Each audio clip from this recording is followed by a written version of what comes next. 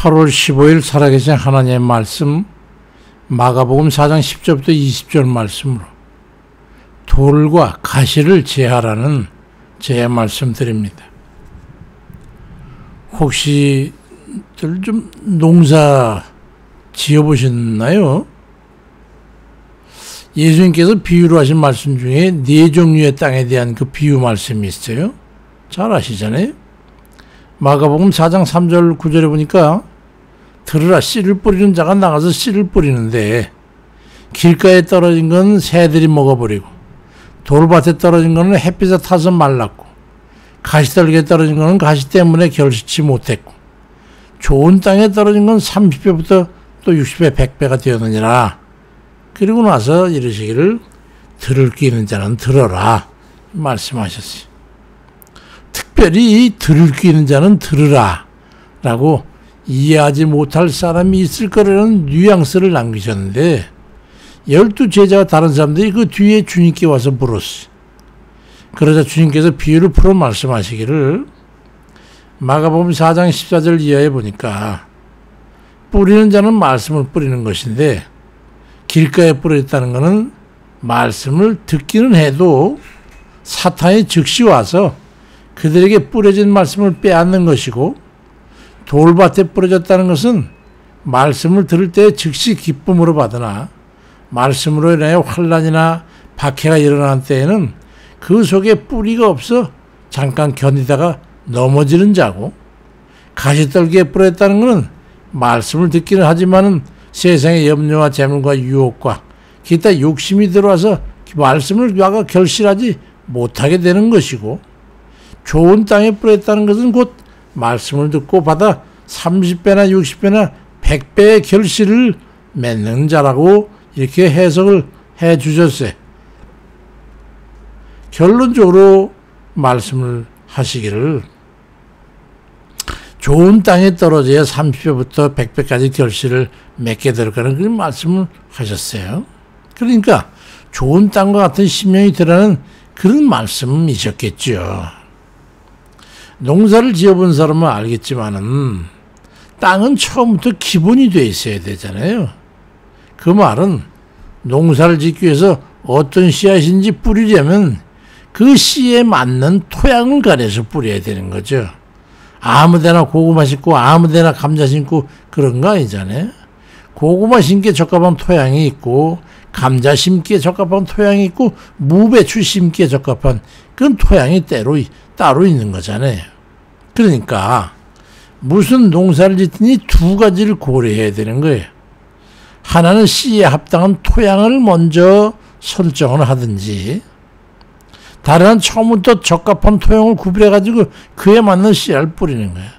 토양을 조성하든지 또 그 토양에 맞는 씨를 정하든지 이래야 되는 거잖아요. 복음의 열매를 맺는 각 사람의 성격과 기본적인 정서와 품성이 영향을 끼치게 되는 거예요. 사람이 기본이 잘 돼야 된다고 그러잖아요. 어떤 사람은 어렵사리 예수 그리스도를 믿게 돼가지고 신앙생활 해나가는데 기본이 안 돼 있는 사람은 좋은 열매를 맺지 못하고 지지부진한 걸 보게 되잖아요. 안 되죠. 또 어떤 사람은 열심은 있는데 정서적으로 불안정해가지고 믿음이 도대체 깊이 들어가지를 못하고 맨날 물 위에 떠있는 부유물같이 이리저리 흔들리다가 얕은 이단 사슬에 휩쓸려가지고 망조로 들어가는 데도 있어. 또 어떤 사람은 이성적이지 못하고 감성적이라서 상식이나 사상이나 통속적 논리나 합리주의 이런 것들이 이리저리 휩쓸리다가 신앙적 믿음을 도덕적이나 사기적 관념 수준으로 끌어내려가지고 무당에 속할 그런 정도의 신앙으로 만드는 일이 안 되죠. 또 어떤 사람은 경험주의적 성향을 가지고 있어가지고 자기 경험의 틀 안에 신앙적 믿음을 해석하고 적용해가지고 가둬버림을 해가지고 이리저리 판단하고 재는 그런 이들도 있잖아요. 안 되죠. 신앙이라는 것은 이렇게 사람마다 백인백색의 모습을 지니게 되는 수가 많습니다. 그건 나름대로 기준이 다르기 때문이죠. 그런데 한 가지 척도로 삼아야 하는 분명한 기준이 있어요. 바로 성경 말씀입니다. 오직 유일한 진리의 말씀. 성경 말씀에 의해서 모든 적부나 가부를 판단하고 그에 적합지 않은 것은 모두 걸러내야 되는 거예요. 그건 성경이 채와 같아요. 거기에 걸리는 건 다 걸러내 버려야 돼요. 그렇게 해서 좋은 심령의 토양을 조성해야 합니다. 표준화를 기하는 것이지. 사도행전 11장 11절에 보니까 배려와 있는 사람은 데살로니가 사람들보다 더 너그러워가지고 간절한 마음으로 말씀을 받고 이것이 그러한가 하여 날마다 성경을 상고함으로 그 중에 믿는 사람이 많고 또 헬라의 귀부인과 남자가 적지 아니하나 데살로니가에 있는 유대인들은 바울의 하나님 말씀을 배려하여도 전한 줄 알고 거기도 가서 무리를 움직여 소동하게 하거늘 형제들이고 바울을 내보내어 바다까지 가게 했다라고 말씀하고 있어요.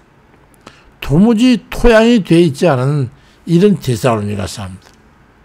또 근데 토양이 좋아가지고 참 베레아 사람들처럼 성경 말씀 그냥 열심히 상고하고 뭐 이런 다르다는 거죠.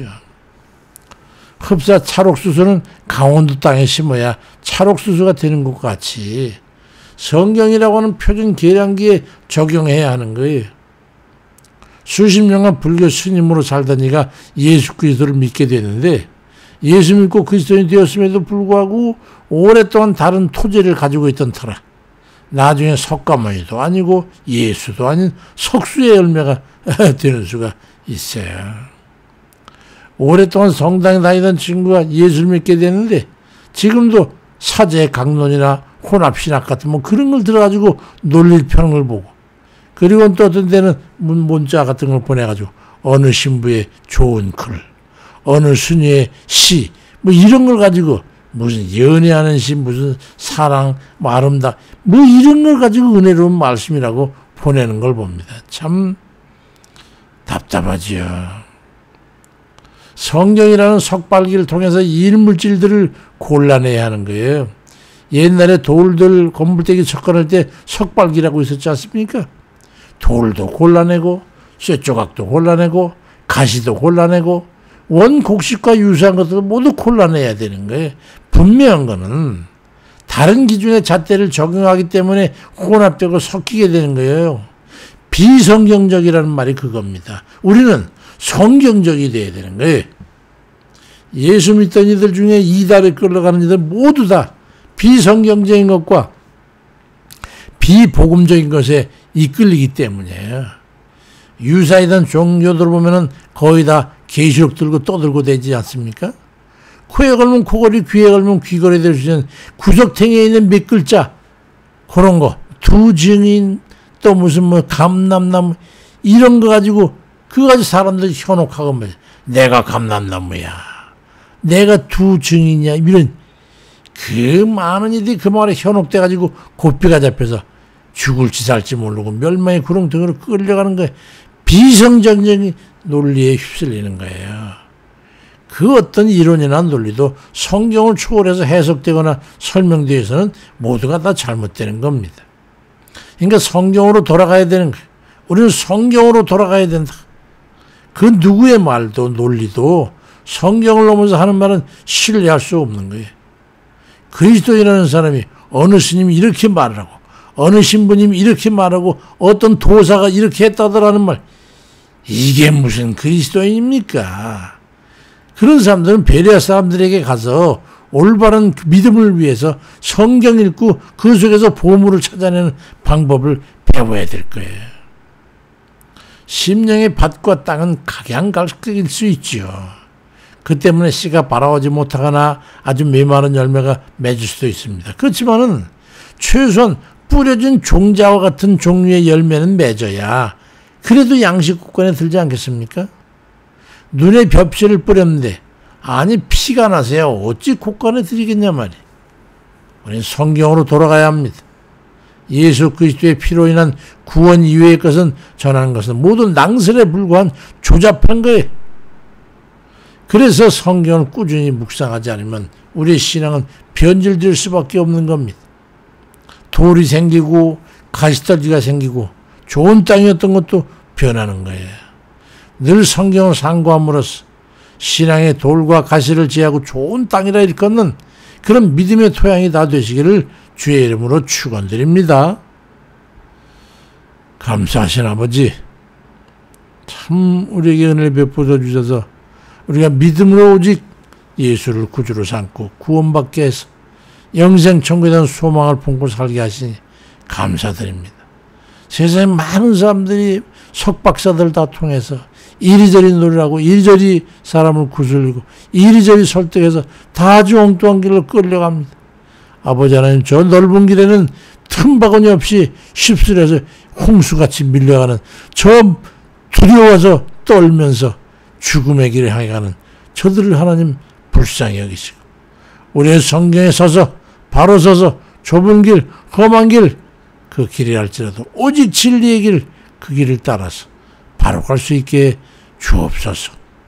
구원은 단 한 번에 아버지 하나님 영원히 결정되는 것을 깨달았어. 저도 모두 어리석음에 빠져 해독이지 말고 다 일어서서 굳은 자리, 마른 자리 살펴서 옳은 정석의 자리에 앉아서 오직 주님 바라보고 꿋꿋이 그 길을 갈 수 있는 우리 모두가 되게 인도해 주옵소서.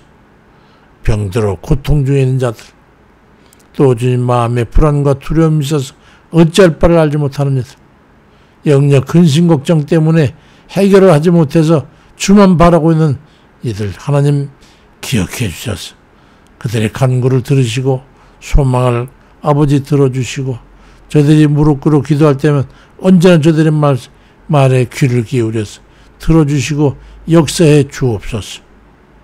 내 원하는 대로 구하는 대로 들으시고 응답하시는 우리 주님 예수 그리스도 이름 받들고 간절히 기도드립니다. 아멘입니다. 주님.